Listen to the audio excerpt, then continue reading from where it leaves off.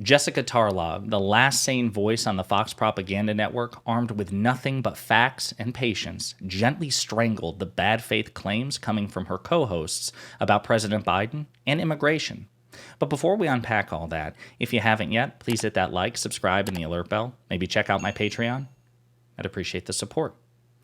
All right, we make no apologies about this. I've said it time and time again. We are the unofficial Jessica Tarlov fan club here at Pondering Politics because we recognize that she probably has the hardest job in mainstream media, okay? She is on the Fox Propaganda Network, the biggest and most successful and most deceitful and malicious and malevolent mainstream news network. She is the one token liberal/progressive voice that they have allowed to endure, and she's so damn good at what she does. She is the co-host of The Five, in which she's up against the likes of Greg Gutfeld, Jeanine Pirro, Jesse Waters, and to a lesser extent, Martha McCallum and Dana Perino, who are saner than the other three that I mentioned. But Tarlov is outnumbered 4-1.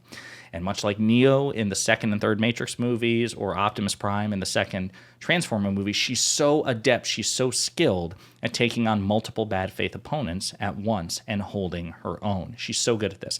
So her most recent appearance on The Five, in which they discussed the attacks by the terrorist organization Hamas against Israel, President Biden's response to it, and then, bizarrely, the threat of undocumented migrants or just immigrants in general from the southern border.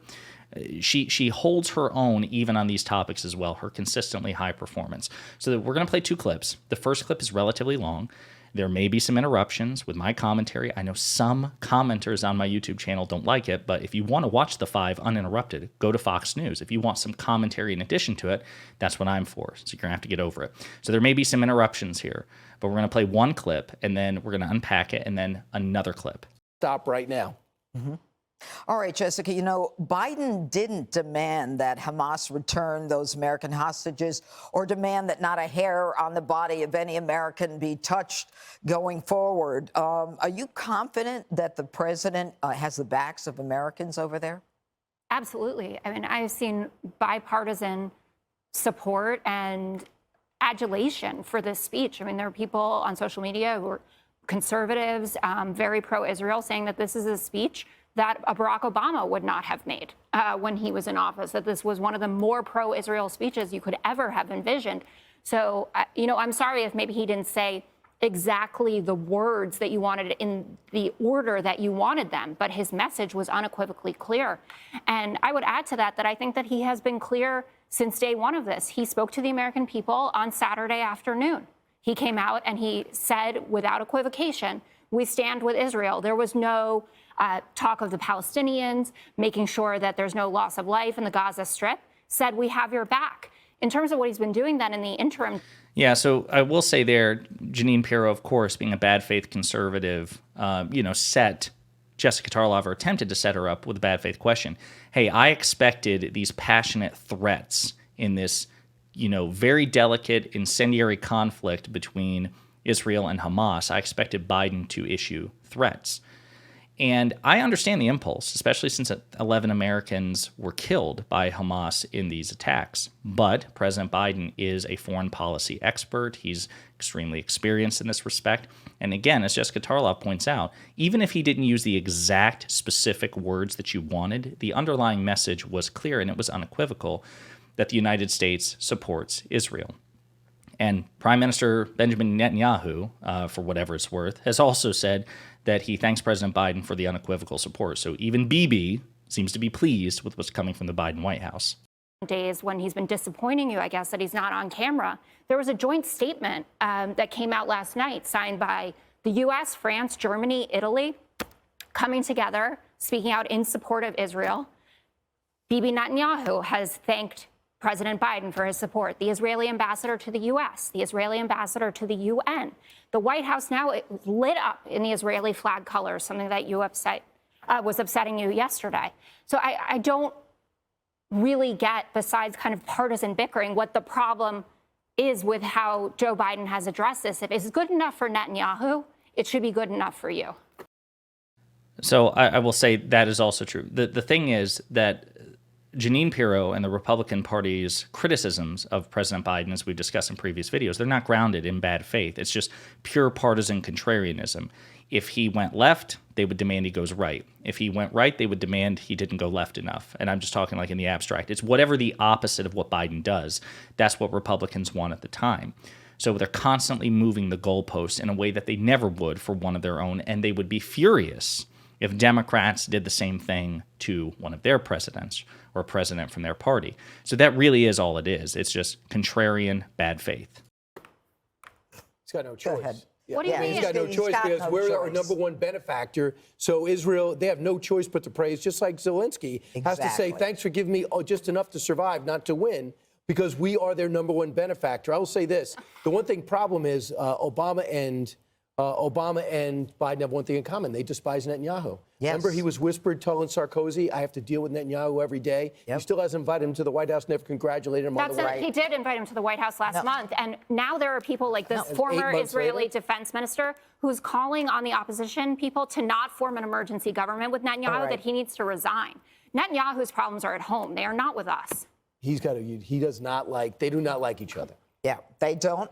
So again, look at the moving of the goalpost, okay? Then he says, okay, well, you can't trust Bibi. You can't trust Benjamin Netanyahu, which, by the way, Benjamin Netanyahu is not a trustworthy figure. He's profoundly corrupt. But that aside, you can't trust Bibi. We like Bibi, but you can't trust him because he's obligated to thank Biden. So we like him a lot, but you can't trust him here because he's praising Biden. If he praises Biden, if he praises a Democrat, then you just really can't trust his words because he has no choice. They're moving the goalpost there. Then they move it again, and they're like, well, President Biden doesn't like Benjamin Netanyahu. Well, who cares if he doesn't like him or not? It doesn't matter. They don't have to be best friends. President Biden shouldn't like Benjamin Netanyahu because Benjamin Netanyahu is a horrible, corrupt person. We'll probably do a video about that some other time. What matters is President Biden honoring the official alliance between the United States and Israel? And he is, as a matter of fact. That's not a matter of opinion. He factually is. But they're moving the goalposts again. Well, it's not enough to simply issue strong statements of support for Israel, to offer intelligence, to constantly be engaged, to try to rally other foreign powers to unite behind Israel. None of that matters. Did he invite him to the White House? Have they had a beer together? Have they hung out? And then Jessica Tarlov fact checks them again. Actually, no, he did invite them. He did invite Benjamin Netanyahu to the White House. Well, that 8 months later, well, who cares? Again, and by the way, what does it matter? What does it matter if that has no material impact on Israel's ability to defend itself militaristically from terrorists? It's just, again, constant moving the goalpost. So got a second clip here that I want to play. This one, it actually kind of changes the subject a bit. Brian Kilmeade goes on this tear about the southern border and the threats posed to the United States from immigrants, and Jessica Tarlov fact checks him again. To be really cynical. How about just close the border? Yeah, but he needs an apparatus to do his job, evidently. Last word to you, Jessica. You never want to be on the wrong end of a declarative statement like X is the biggest threat, right? Because something else can show up. I mean, before 9/11, we didn't think that there would be terrorists that got pilots' licenses and were hiding out, in and around us, and then were able to take nearly 3,000 lives, right? But that's the expectation now, that something like that is possible. So of course it is possible that somebody, God forbid, could leak through on a border. But it is important to consider the facts about this, at least up until this point. So I went back and looked at testimony from someone who works at the Cato Institute. He went before the Subcommittee on Immigration, Integrity, Security, and Enforcement in September. He said, 0 Americans have been injured or killed in terrorist attacks by illegal immigrants or asylum seekers who entered through the southern border. And over the period from 1975 to 2022, the chance of being murdered in an attack by a foreign-born terrorist was 1 in 4.3 million per annum. That's just important to consider in all of this. I understand that you want certain things from President Biden. I don't necessarily think, and this isn't because I don't care about the border, that today's speech was about that. Today's speech was about Israel, and he had just gotten off the phone with Netanyahu, who obviously expressed to him what his priorities were in terms of what he'd like to hear. But do keep that in the back of your mind as you say that now, like Kevin McCarthy, this is the #1 threat. Based on the data, it absolutely isn't. Until it is. Until it is. All right. This is insane. By the way, that was Dana Perino, a former press secretary for President George W. Bush. She is a devout Republican.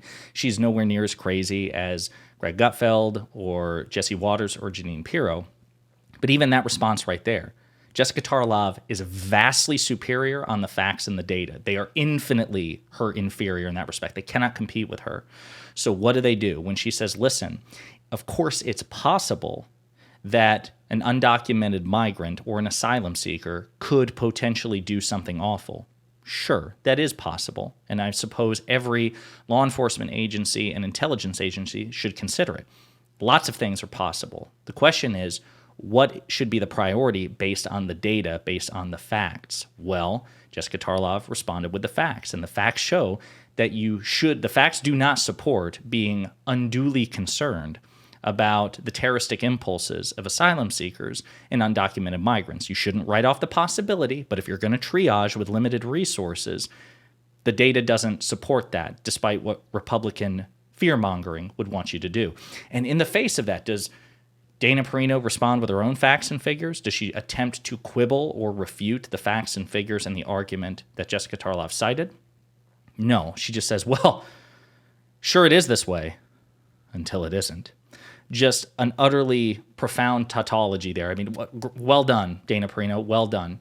This is the disparity between Jessica Tarlov and her conservative co-host. This is what Stephen Colbert said famously 10 years ago when he talks about how reality has a well-known liberal bias.